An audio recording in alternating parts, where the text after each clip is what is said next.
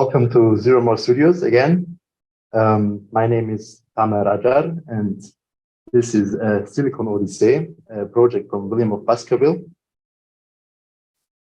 You heard already some background information of the whole scene, and William of Baskerville is a Franciscan monk from the Middle Ages, which is put in scene in Silicon Valley, San Jose.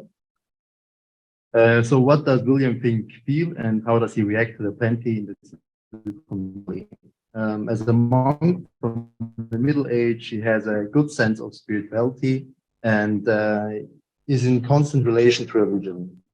Also, is he going persona himself, a person who thinks outside of the box kinda, and that's why he searches for the missing second book of Poetics from Aristoteles. This book is about comedy and laughter. So this book was hidden from the monks because when a monk can laugh about objects and things, he might be laugh about God. And fear keeps gods alive. With this, we will write something. After William of Baskerville came into Silicon Valley, we will see in the last tutorial chapter what he thinks about the Silicon Valley, what he feels. In the second chapter, we will have a small introduction with a trailer.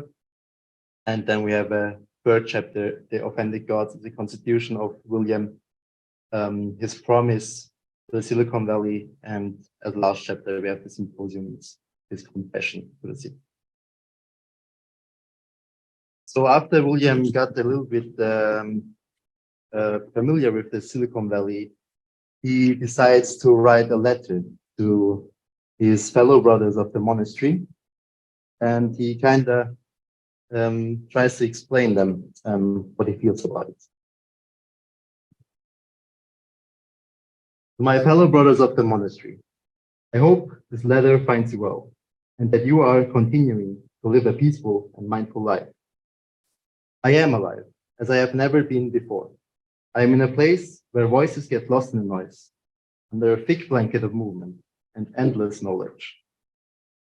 This knowledge is everything I always wanted to know about nothing. All things communicate with each other.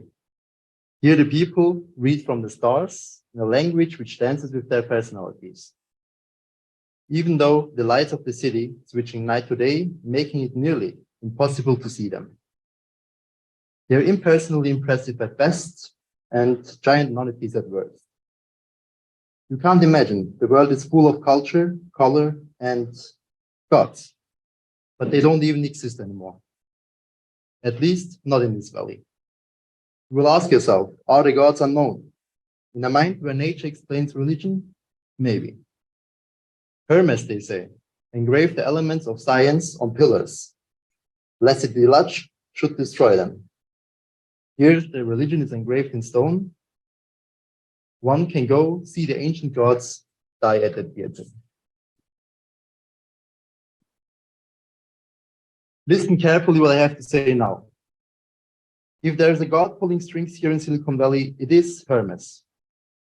As a god of ready speech and communication, almost seems to me that his characteristics and ways of thinking are identical to the city of technologies. Like him, and thus communication itself, information is traveling, crossing borders. Hermes always has wings on his feet. He is able to deliver news with such rapid speed across lands and seas, unlike anything I have ever seen. My brothers, in this modern and so wonderfully questionable abstract world, we can communicate with anyone, anywhere, anytime. I can assure you it does. Possibility to receive messages from the crowing of the rooster, to the shining of the moon, circling the world with rapid communication. Hermes is at any crossroads and exchange. The gods are no longer hiding themselves, nor man. If Hermes, son of Zeus, has his hand in the game, then there must be an authentic god. Hermes has two faces, and this city is proving it. Besides all this knowledge, wealth, and riches, it is an easy way to manipulate the mortal. Every day, everybody searching for euphoria and success. How to live a life, how to stay young, how to love and more. followers of the instructions of Hermes, the key holder of the internet. My brothers, I'm in the habit of trusting Hermes too. Does this remind you of the tales I have once read aloud? Two snakes coil around the caddis's axis, one of Hermes' attributes. Here is the straight direction of the running messenger, but it traverses the translator's tricks, the businessman's finesses, and the thief's ruses. The one who accompanies the lost souls on their journey to the underworld of fake news and manipulation. I wish we could solve this secret together. 8 billion humans are with me on this work, and I still feel alone. I miss you. Your brother, William.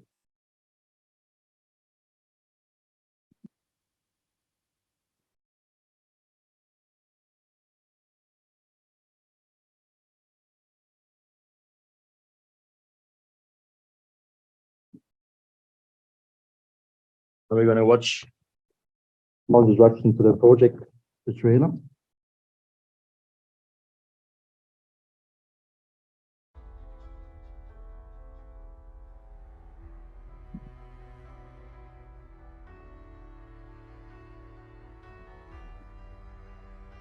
In a place where voices get lost in the noise, under a thick blanket of movement and endless knowledge. Information is traveling. All things communicate with each other. Is the god of ready speech and communication, Hermes.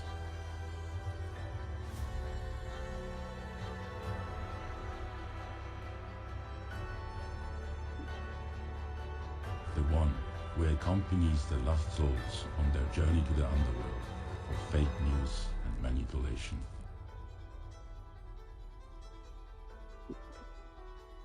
The gods are offended, except of Hermes. He is hiding in the internet.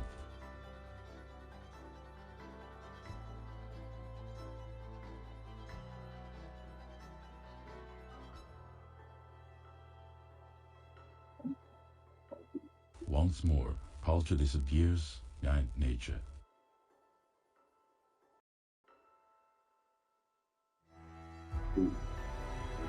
Food remains the key metaphors for nurturing the higher aspects of the soul. Even the gods eat to maintain their divinity.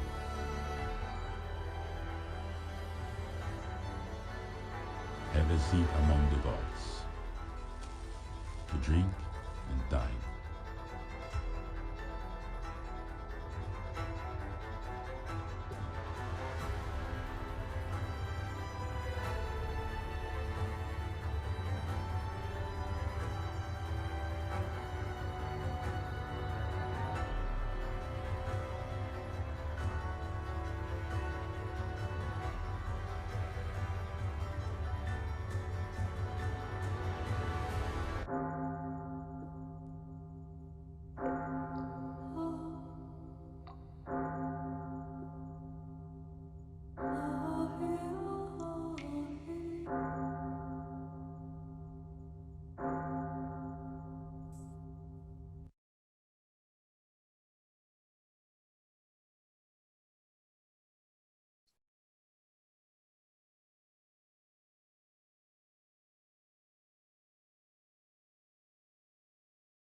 So William is from the Middle Ages. He's religious, he's spiritual, and of course he tries to explain the things of Silicon Valley, the plant in the Silicon Valley, with things he knows, and he tries to explain it with Hermes. So he sees as the god who's pulling the strings as Hermes. And so we go into the next chapter, the offended gods. This is a contribution of William, a promise to the Silicon Valley, and what he thinks of it, inner voice of him. Do I imagine that modern culture has really forsaken the subjective interpretation of nature? For the Silicon Valley, the mathematical arts is a ladder leading the seeker to an apprehension of God, the maker. As once more, culture disappears behind nature. Where are the temples dedicated for gods? No more sacrifices for faith. Instead, I'm standing in a temple for science, the renaissance of nature, which they call shopping mall. All these forbidden fruits, textiles of culture, fragrances of beautiful flowers, all around the world put in showcase for food. Neither gods, nor angels, nor stones, nor dead bodies, maybe for themselves, man and woman. All this wealth, riches, and cultures of this modern world must be pleasure to the gods. This is He, of whose abundance or fullness all we have received grace for grace or favor for favor. The authentic gods need sacrifices, and there is nothing as sad as a sacrifice made to the wrong God. In a place where this endless movement of information is slowed down in a momentum, to get aware of the wealth and plenty, maybe a sharing of a part of our souls and possessions to the authentic gods of Silicon Valley is needed. But this temple had to be special, yes. Cultures dance with each other, stars and humans speak in a mystical language to each other. The underworld here, one and the same with the world. Is it the internet? Everything is connected and in relation. No, this can't be a temple for one God. It's for the plenty gods, which will come together. As the words come to the world, the facades got muted. Once the internet was born, the books were drowning in words and language. Once the gods were hiding, the new facade, nature, started to tell his stories. This temple, my brothers, will gather all gods of all words and stories about the nature and culture. A space to show our faces in a city which has been hermetically sealed to the gods.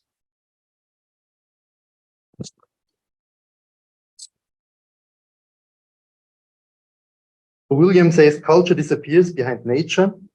So we can say the cityness of Silicon Valley disappears behind the urbanism.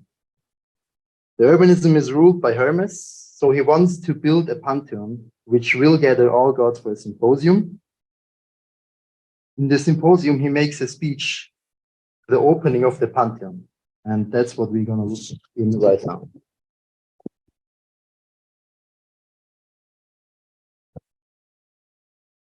Thank you very much for the numerous attendance.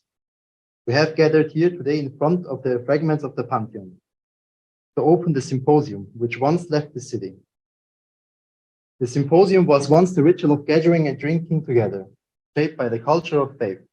Like much else in the city, the symposium got muted, and the symposium of nature and science got its dictionary through Hermes. In what language does this mute world speak? He showed you the languages of the nature, Java, Python, C++. So the languages of the gods were forgotten, the inner voice, visions, and dreams. So why this beat? As a messenger between the gods and mortals, he had the chance to hide between the plenty of information and knowledge without you even noticing it. A parasite never nourishes its children. With the loss of the symposium, all the gods left the urbanism.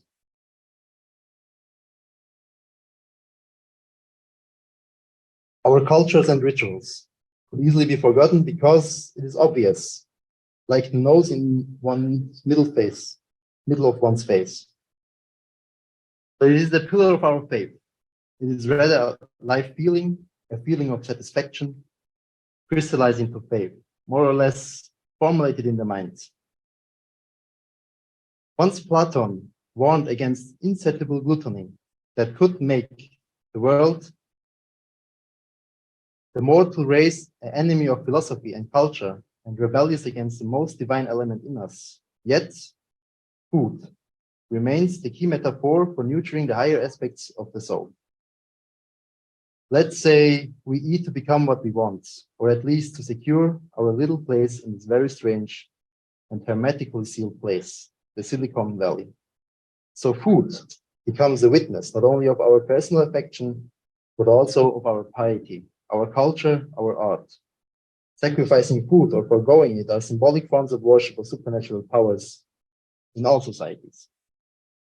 What is more spiritual than food? Even the gods eat to maintain their divinity. The gods come together thus.